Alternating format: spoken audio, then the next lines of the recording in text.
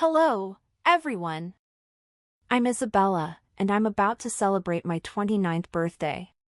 This year marks 4 years since I married my husband, Larry, who is 2 years older than I am. Our son, Roger, recently turned 3. Initially, I worked full-time, but after Roger was born, I transitioned to a part-time role at the same company to better balance family life. From the start, Larry was quite assertive during our dating phase, but I've noticed a more dominant side of him since we tied the knot. Larry has a younger sister, Rachel, who is just 22, 10 years his junior. Their significant age gap seems to create an indulgent dynamic, with Larry often spoiling her. Before our marriage, I didn't mind Rachel's frequent visits. I appreciated the bond they shared. However, after we got married, I began to notice some troubling changes in her behavior. Rachel frequently drops by unannounced, expecting a warm welcome and rarely bringing anything to show her gratitude. In these situations, Larry expects me to cater to her without hesitation. She often addresses me as if I'm invisible, casually greeting Larry with, "Hey, brother, I'm here again." Even when I'm unprepared for an unexpected guest, I find myself serving dinner to Rachel. Instead of supporting me, Larry criticizes me in front of her, insisting that I should have been more considerate. Though Rachel offers half-hearted apologies, it's evident that she revels in the special treatment Larry gives her. After finishing their meals, they leave the dining table in disarray and retreat to the sofa, continuing their chatter while largely ignoring Roger and me, treating us more like staff than family. One evening, just as Roger and I were getting ready for a bath, Larry loudly interrupted, instructing me to run out and buy a gâteau for Rachel, who wanted it immediately, even though it was late. Feeling pressured, I reluctantly agreed to take Roger with me to the bakery. While we were out, I overheard Larry and Rachel critiquing me, calling me inconsiderate, and even questioning why Larry had chosen to marry me. Though Roger didn't fully grasp their words, he could sense the tension in the air. To lighten the mood, I asked him which gâteau he preferred, and his eyes lit up as he excitedly chose one topped with fruits. Our conversation about the gâteau as we made our way to the shop helped distract us from the earlier discomfort. We arrived just in time before the shop closed, successfully locating the specific gâteau Rachel wanted. We also picked up the fruit-laden cake that had Roger bubbling with excitement.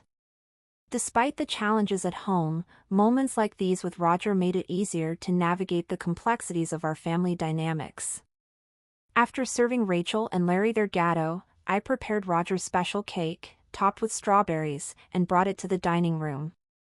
The moment I set it down in front of him, Rachel pointed at it, clearly wanting that particular gâteau. Before I could even respond, Larry snatched it from Roger and placed it in front of Rachel, ignoring Roger's protests. He justified his actions by saying he had paid for it, and thus, he had the right to decide who got which cake. Overwhelmed by emotion, I could no longer contain myself. I voiced my dissatisfaction loudly. In response, Larry threatened me with divorce.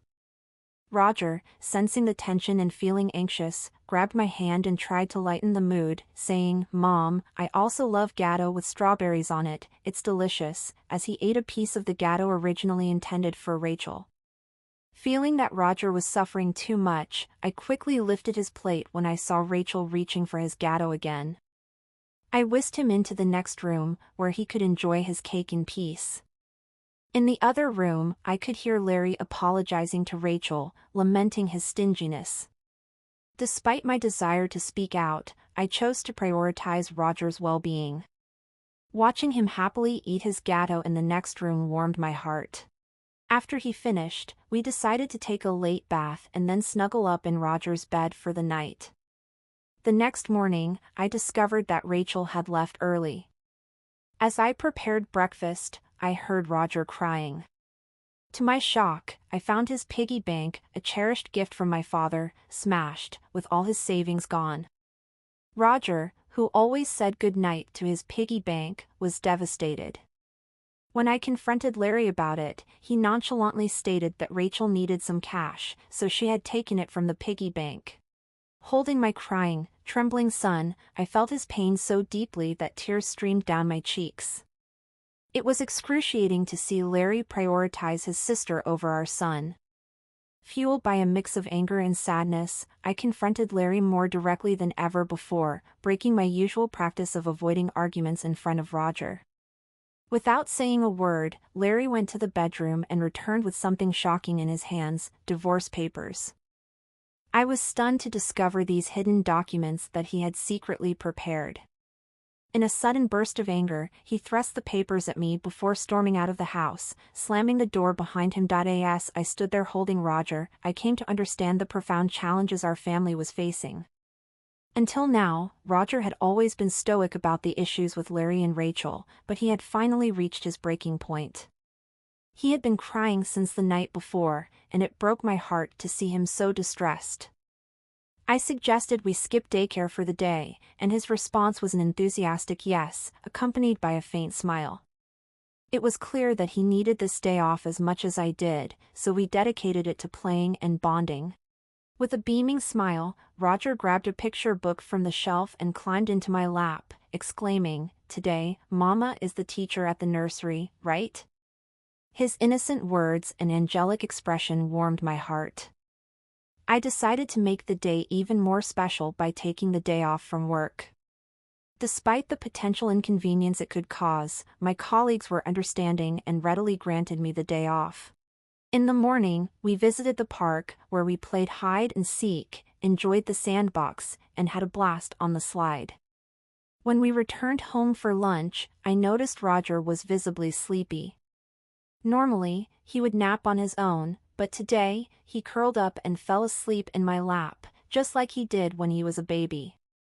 I initially considered using this quiet time to catch up on household chores, but I quickly dismissed the idea. Today was about cherishing these peaceful moments with Roger, so I allowed myself to be comforted by his serene sleeping face and gentle breathing. However, this tranquil moment was abruptly interrupted by the sound of the front door opening, an unusual occurrence since it wasn't Larry's typical time to come home. Alarmed, I froze, my heart racing at the unexpected intrusion. As I stood there holding Roger, I came to understand the profound challenges our family was facing. Until now, Roger had always been stoic about the issues with Larry and Rachel, but he had finally reached his breaking point. He had been crying since the night before, and it broke my heart to see him so distressed. I suggested we skip daycare for the day, and his response was an enthusiastic yes, accompanied by a faint smile. It was clear that he needed this day off as much as I did, so we dedicated it to playing and bonding. With a beaming smile, Roger grabbed a picture book from the shelf and climbed into my lap, exclaiming, "Today, Mama is the teacher at the nursery, right?" His innocent words and angelic expression warmed my heart. I decided to make the day even more special by taking the day off from work. Despite the potential inconvenience it could cause, my colleagues were understanding and readily granted me the day off. In the morning, we visited the park, where we played hide and seek, enjoyed the sandbox, and had a blast on the slide. When we returned home for lunch, I noticed Roger was visibly sleepy. Normally, he would nap on his own, but today, he curled up and fell asleep in my lap, just like he did when he was a baby. I initially considered using this quiet time to catch up on household chores, but I quickly dismissed the idea. Today was about cherishing these peaceful moments with Roger, so I allowed myself to be comforted by his serene sleeping face and gentle breathing. However, this tranquil moment was abruptly interrupted by the sound of the front door opening, an unusual occurrence since it wasn't Larry's typical time to come home. Alarmed, I froze, my heart racing at the unexpected intrusion. I quickly scooped up Roger and hid in the bedroom closet. Through the thin walls, I could hear a voice. It was Rachel. My heart raced as I listened to her rummaging through the house, muttering in frustration about not finding something. After a moment, she made a phone call, mentioning Larry and discussing their failed search. Once she locked the front door and left, I quietly laid Roger down for a nap and sat down, bewildered by the day's events. The thought that Larry and Rachel might be conspiring left me feeling betrayed and fearful. In a whirlwind of emotions, I swiftly packed essentials for Roger and me. We headed to the train station and took a train to my parents' house, which was thankfully only 3 stops away. I hadn't informed them of our arrival, but the concern in my eyes was enough for them to sense that something was wrong. They welcomed us warmly, asking no questions. Once settled into the safety of my parents' home, I shared the entire ordeal with them, including my fear of returning home due to Larry and Rachel's unsettling behavior. The comfort and understanding provided by my parents offered a temporary refuge from the storm brewing back at home. When my mother speculated that Rachel might have been searching for my personal belongings, possibly cash or cards, I reflected on my earlier career successes. Before marriage, I had been the CEO of a thriving handmade goods company. I had handed over the reins to trusted friends to focus on raising Roger while still working part-time from home. Unbeknownst to Larry, I had retained my position as CEO and maintained a level of financial independence that he was unaware of. My discovery of the hidden divorce papers Larry had stashed away made me suspect that he believed I had substantial savings. While I had mentioned to him that the company still provided some financial support, I had deliberately left out details about my role as CEO and the extent of my savings. This secrecy stemmed from my early realization that Larry was poor at managing finances and tended to spend all his earnings. Initially, he contributed a minimal amount toward our monthly food expenses and even suggested that I quit working to become a full-time housewife. Given the financial demands of raising Roger and our meager food budget, I never agreed to stop working. Eventually, Larry begrudgingly accepted my decision to continue working part-time. Since Roger's birth, I had been using my savings to cover his nursery fees and clothing because the monthly food budget from Larry was inadequate. I never requested additional funds from him, reinforcing his mistaken belief that I had ample savings. Given Rachel's apparent need for money and Larry's misconceptions about my financial situation, it seemed plausible that they were searching for my cash cards to protect themselves against any potential financial intrusions. I had a separate savings account for Roger, into which a portion of my salary was directly deposited each month. Despite their efforts, they wouldn't find any cash cards, as I always kept my valuables with me. However, the ongoing issue of Rachel's unauthorized entries into our home, potentially facilitated by Larry, remained deeply troubling. Taking my father's advice to heart, I decided to secure my valuables, including my cash cards, in my parents' safe. As I pondered their motivations for needing money, Roger approached my father, tears glistening in his eyes, distraught over his broken piggy bank. This incident not only underscored the immediate financial violation but also the emotional toll it was taking on my son.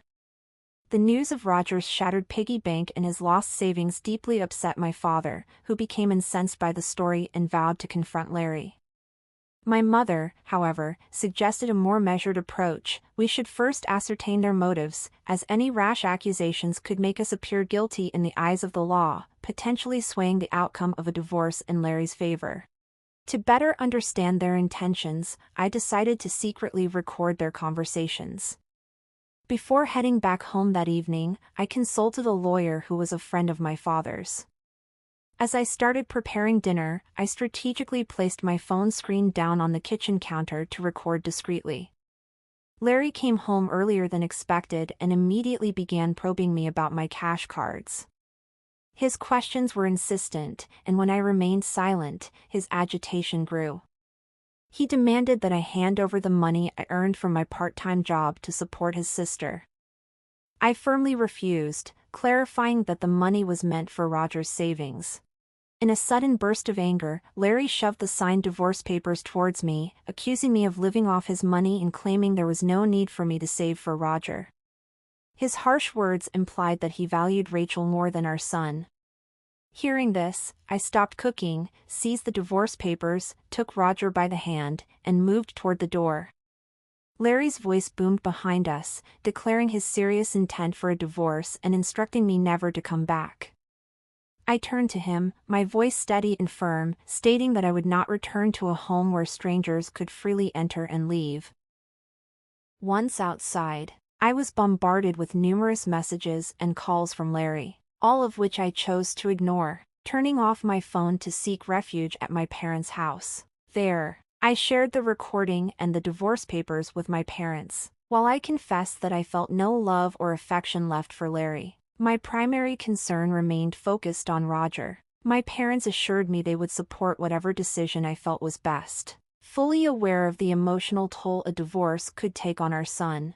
As we delved into these heavy discussions, Roger, blissfully unaware of the gravity of the situation, piped up that he was hungry. Sensing my distress, my mother kindly stepped in to prepare burgers, his favorite meal. Overwhelmed by emotions and grateful for the supportive environment my parents provided, tears filled my eyes as my mother served Roger his burgers with a warm, reassuring smile.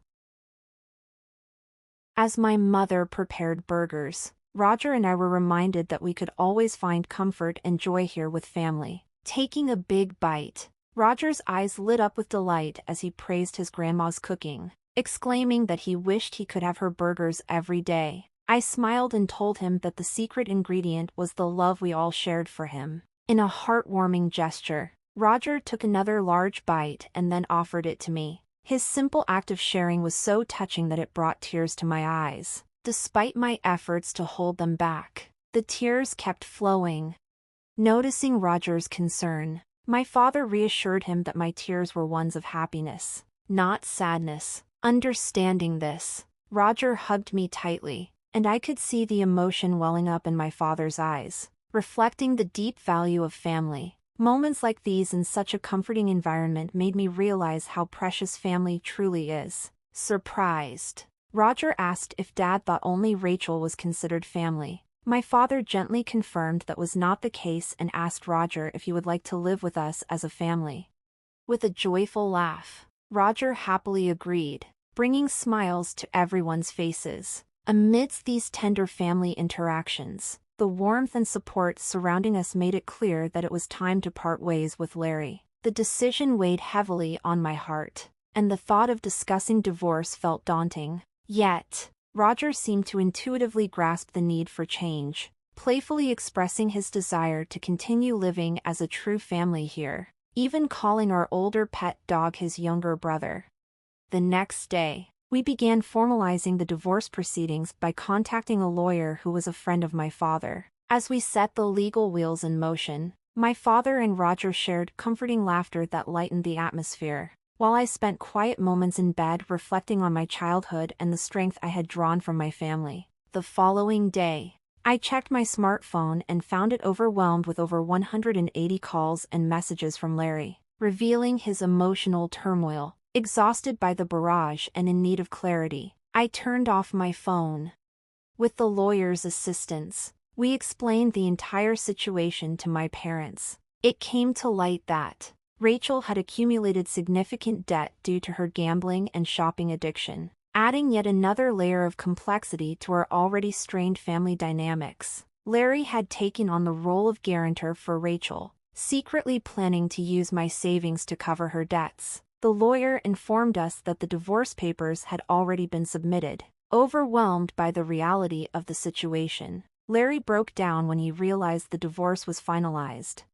While I had anticipated disagreements over child support, he surprisingly agreed to pay $145 each month for Roger's care. In a later conversation, his tone was markedly less aggressive. He calmly confessed to his financial manipulations and shared his complicated feelings about his responsibilities toward Rachel. I stood firm in my decision to move forward without reconsideration, and hearing his faint sobs just before he wished me happiness and ended the call only reinforced my resolve. I discussed future plans with my parents and decided it would be best for Roger and me to stay with them until he was older. I resumed my full-time role as president of the company, reaffirming my commitment to building a stable and secure future for myself and my son. Later, I learned that Larry and Rachel had explained the situation surrounding the divorce and Rachel's debts to their parents, which resulted in their disownment by their family. Today, I find immense joy and peace in being surrounded by my loving family, far removed from the tumult of my past with Larry.